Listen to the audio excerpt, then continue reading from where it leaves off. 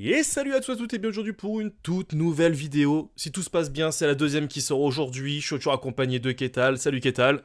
Hello tout le monde, j'espère que ça va. Ça va très très bien. Et aujourd'hui, on continue notre analyse, cette fois-ci dans les temps, avec le deuxième deck finaliste du tournoi à Aulnay.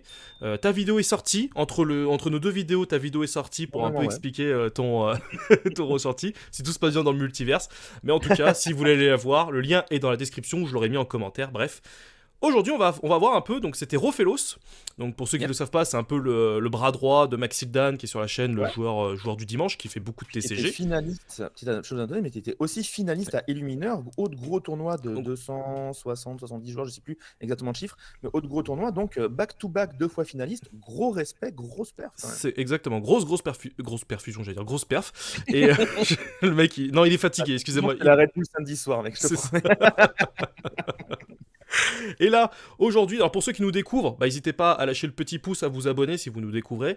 Et là, on va analyser un petit peu ce deck de Rofelos, alors pour savoir sur quoi, parce qu'on a parlé du premier, mais voilà, comment, comment se joue ce premier deck. Est-ce que c'est un deck qui est accessible, un deck qui est facile? Et on peut voir comme ça très vite, hein, juste au niveau des personnages, on n'a pas encore vu très rapidement, mais on reste sur du classique avec le combo Bucky C'est Prince ça. Jean, avec quelques Mhm. petites modifs, forcément, le Robin des Bois qui est très très fort de ce chapitre 3. C'est un deck qui reste, j'ai l'impression, assez facile, mais il faut quand même la main de départ, non? Pour pouvoir y arriver, j'ai l'impression, si t'as pas ton Bucky qui sort, tu peux très vite te retrouver. Ouais, le deck il a besoin d'un gros minigame parce que comme vous voyez, il y a très peu de cartes à 1, de personnages, hein, en tout cas, ils ont un Robin des Bois. Plus bas, on a aussi improvisé, qui est un peu une Hmm. carte à 1. Ça donne plus un attaque, des fois c'est utile, mais c'est surtout pour 1, on va piocher une autre carte.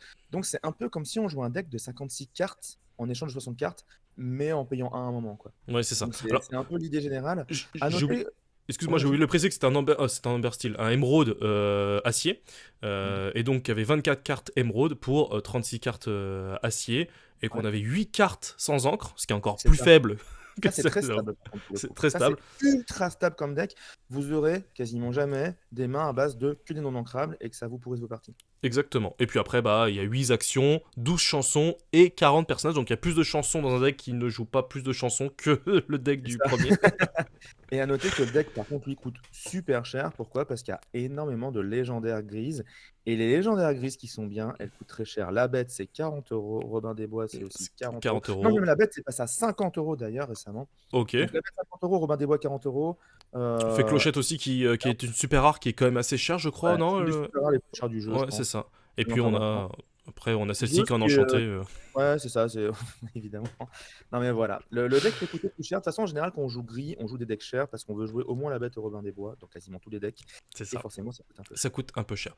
Alors, le combo, parce qu'on dit que c'est du classico-classique, mais le combo, c'est quoi? Mhm. C'est que Bucky, quand on l'a rapidement, je vous montre un petit peu en grand, c'est un personnage du chapitre 2 qui disait qu'il est hors d'atteinte, donc il peut pas être Mhm. défié avec des sorts, en fait, t'es obligé d'aller l'attaquer pour être ciblé.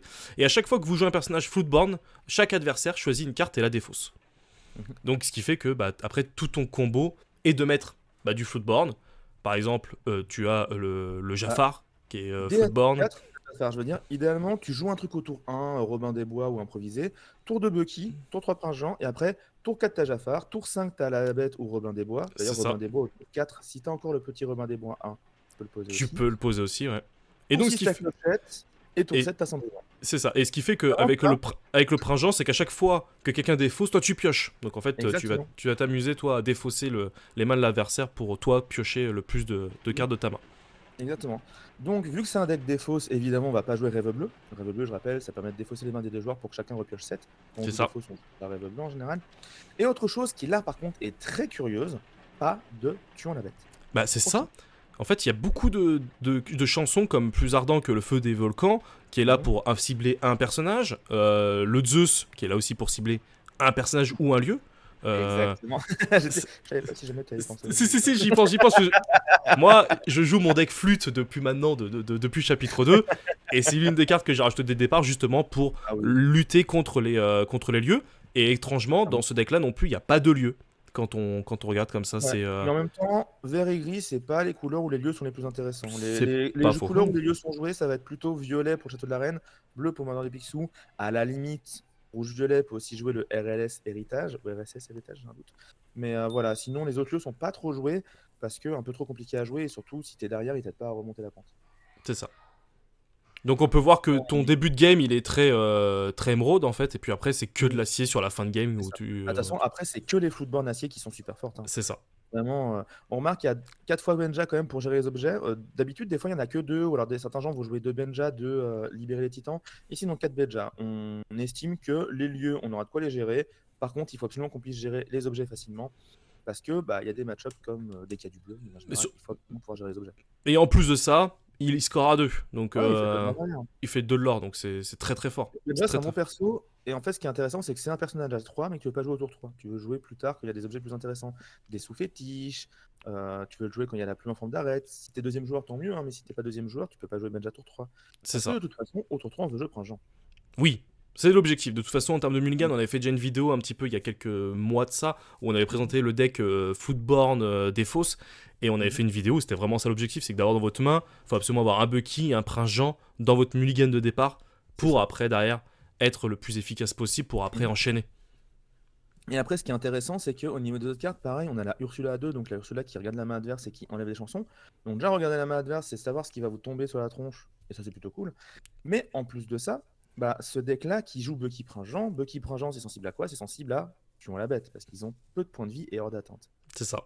Et Tuons la bête, c'est une chanson. Donc Ursula, on va pas la jouer tour 2, on va peut-être plutôt la jouer tour 4 si on a Bucky Prince-Jean et qu'on joue contre du gris. Comme ça, on va voir si jamais il y a un Tuons la bête, essayer de l'enlever, et après continuer à mettre des floodborns derrière. Complètement. Et sinon, en dehors de ça, autre chose intéressante à noter, pas d'Ursula légendaire. Oui. Alors que quand même, on joue Cruel Diablesse, on joue Plus ardent que le feu des volcans. 2 cartes très intéressantes qui, du coup, si jamais elles étaient doublées, ce serait vachement bien. Mais je pense qu'on la joue pas pour 2 raisons. Enfin, non, pour une raison, pardon. C'est tout simplement que on a tellement de trucs à 3. On a le Prince-Jean tour 3, donc on veut pas jouer l'autre Ursula tour 3 en fait. Oui, ok. Et l'autre raison que je voulais dire aussi pour le Tuon la bête, pourquoi on ne joue pas Tuon la bête dans ce deck-là, je pense. Encore une fois, dans les 2 cas, c'est déjà pour réduire le nombre de non-ancrables et avoir les sorties les plus stables possibles. Mais à mon avis, c'est aussi tout simplement parce que si jamais on défausse suffisamment la main adverse, l'adversaire n'aura plus beaucoup de cartes en main, n'aura plus beaucoup de board, et donc autant prendre de la gestion ciblée, autant prendre plus de Consonance sur Vadzeus, plus de. Comment ça s'appelle? Plus de. Dis-moi la carte que tu cherches. Vas-y. Les chansons en bas, s'il te plaît, par pitié. De plus en plus que le feu des volcans, ça y est, ça m'est revenu. Je suis. Il faut un petit prompteur où les mecs qui chuchotent dans les théâtres là pour donner la solution. Excusez-moi, en plus, j'arrivais pas à voir où tu voulais en venir. Non, mais ouais, pardon. Mais voilà, on veut vraiment de la gestion ciblée pour enlever les personnages 1 à 1. Et au pire, on a Clochette pour faire des dégâts de zone. C'est ça. Mais Clochette. c'est marrant parce que c'est à la fois un deck qui, en début de partie, enfin, si jamais il se prend un tueur la bête trop rapidement, ça va vraiment lui faire très très mal. Et à la fois, plus tard dans la partie, ce sera moins gênant. Autre chose intéressante à noter, oui. Ce deck a que des cartes en x4. Oui, x4, mais même je suis très surpris du fait de l'absence d'une fée clochette à 2 pour essayer d'altérer plus rapidement ta fée clochette, parce qu'elle arrive qu'au tour 6. Ouais, et c'est comme Ursula, elle coûte 3, et du coup, en fait, as déjà des tours 3 à jouer en soi, t'as Prince-Jean absolument à jouer. Et merci à Xenodeus pour le follow en plein live. Alors, en plein enregistrement de game. Alors, c'est très marrant, ça m'est arrivé la même chose pendant mon enregistrement de vidéo. Du coup, j'ai remercié. Merci beaucoup. C'est génial. Ouais, il faut qu'on enlève les alert box. Hein, ouais, je pense, ouais. C'est un truc que je pense jamais à faire. Non, mais c'est intéressant de voir qu'en fait, du chapitre 3, littéralement, tu joues que les Robins des Bois, en fait, qui sont en plus, t'as l'Ursula. Ursula, Robin des Bois. Et la chanson. Mais sinon, c'est vraiment des petites retouches qui ont été faites. Mais c'est vrai que quand j'ai vu la decklist, j'étais vraiment surpris de l'absence d'une fée clochette pour pouvoir altérer plus rapidement ta fée clochette. Moi, c'est ce que j'aurais mis à la place peut-être d'une Benja. Peut-être que j'aurais réduit à 2 et j'aurais mis peut-être 2 clochettes pour essayer de. Mais bon, je suis pas deuxième à un tournoi, donc mon avis. D'un côté, je comprends, mais d'un côté, l'intérêt de altérer une clochette, principalement, ça va être de pouvoir jouer Tuons la bête plus rapidement. On a déjà Robin qui peut faire ce taf-là, au tour 3. Oui. Et de toute façon, il joue pas Tuons la bête. Non, il joue pas Tuons la bête. Mais... Si tu joues pas Tuons la bête en beaucoup d'exemplaires, l'intérêt d'alter clochette est moins grand, en général.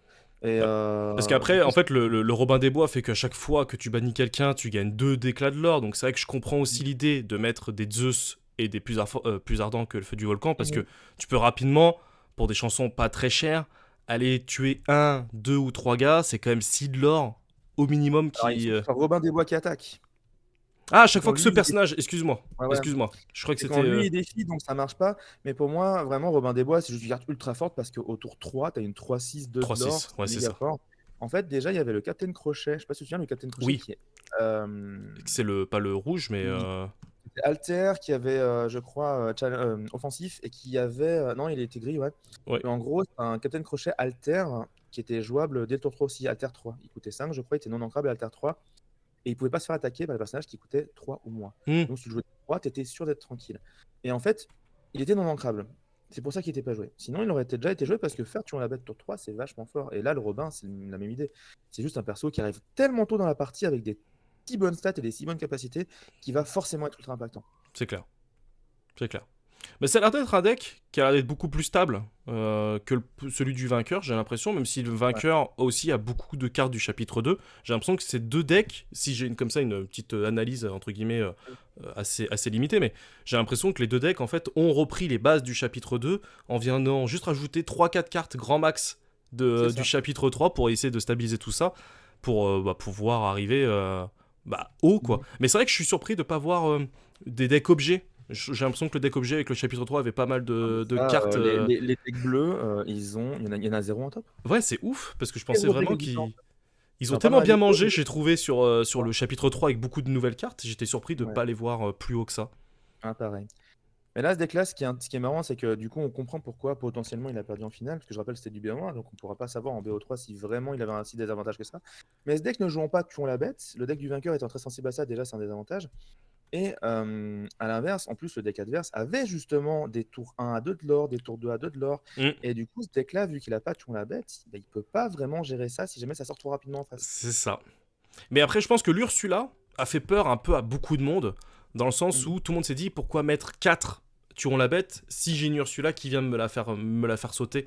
Et je pense que la peur, la menace Ursula a dû pas mal réduire cette crainte-là, qu'ils ont préféré plutôt partir sur une fée clochette que tu peux pas retirer et qui a l'effet, pas exactement le même, mais qui a un petit peu Mhm. une gestion de board pas aussi efficace, mais qui peut pas te la Ouais. supprimer en tout cas.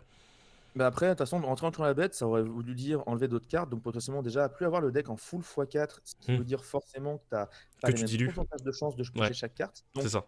il y a un petit côté, ça peut moins bien sortir que d'habitude. Et en plus ça, c'est non ancrable en plus, donc pareil à ce niveau-là, ça peut être C'est compliqué. ça. Ce qui Là, fait ce que t'as deck, il une. est vraiment super stable. Parce que tu peux te permettre de faire. En fait, quand tu as besoin de faire un énorme mulligan Oui, pour choper forcément Bucky et Prince Jean, tu as besoin d'avoir le moins de non ancrables possible pour justement ne pas avoir la peur de piocher trop de non ancrables et d'avoir un début de partie catastrophique. Donc, je pense que c'est volontaire vraiment de ne pas avoir joué trop la bête en se disant ok, tant pis, je vais devoir assumer si jamais en face ça tombe sur un super aggro et que j'arrive pas à gérer. Et après, bah, le hasard des match-ups, le hasard des rondes, à savoir que ce deck a fait 6-0 avant de faire 2 draws involontaires et qu'en ronde, il arrive jusqu'en finale quand même. Donc, ok. vraiment, Ouais, non, c'est vraiment très très fort. c'est comme Enfin, ça. Ouais, ouais, clairement. ça marche. Ok, ok. Est-ce que t'avais autre chose à rajouter sur ce deck-là ou Pas spécialement, je le trouve vraiment bien construit, vraiment très équilibré. Je pense qu'il y a des match-ups qui sont compliqués, mais si tu tombes pas contre, vu que ultra aggro, c'est très casse. Ouais, un peu casse-gueule, hmm, c'est un peu risqué, on va dire. Euh, Si tu tombes pas dessus, c'est bien. Et vu que les ultra aggro, j'ai l'impression, il y avait beaucoup de gris au tournoi, donc ils sont mangés beaucoup de tuer à la bête, donc ils sont pas allés très haut. Bah derrière, t'es bien. ça marche. Bah écoute, je te remercie, Ketal, pour ce petit échange. C'est des vidéos qu'on a voulu vivre un peu courtes exprès pour vous donner un petit peu notre ressenti. Et puis si les Mhm. vidéos vous plaisent, peut-être qu'on fera des vidéos un peu plus poussées, peut-être en version physique ou en pixel born pour vous montrer un petit peu sur les ladders comment ça peut fonctionner. En tout Oui. cas, je te remercie, Ketal, pour ta présence. Et je rappelle qu'il y a une vidéo qui est sortie sur ta chaîne il y a quelques heures pour un peu parler de ton événement sur Aulnay. J'y Merci à reviens avec tous. tous les points positifs, tous les points négatifs, l'analyse des tops. Il y a vraiment pas mal de trucs. N'hésitez pas. Ça marche. Et bah écoute, en tout cas, si ça vous a plu, n'hésitez pas à lâcher le petit pouce et à vous abonner. Et on se retrouve à très très vite pour de nouvelles aventures. Et d'ici là, portez-vous bien. Salut tout le monde! Tout le monde.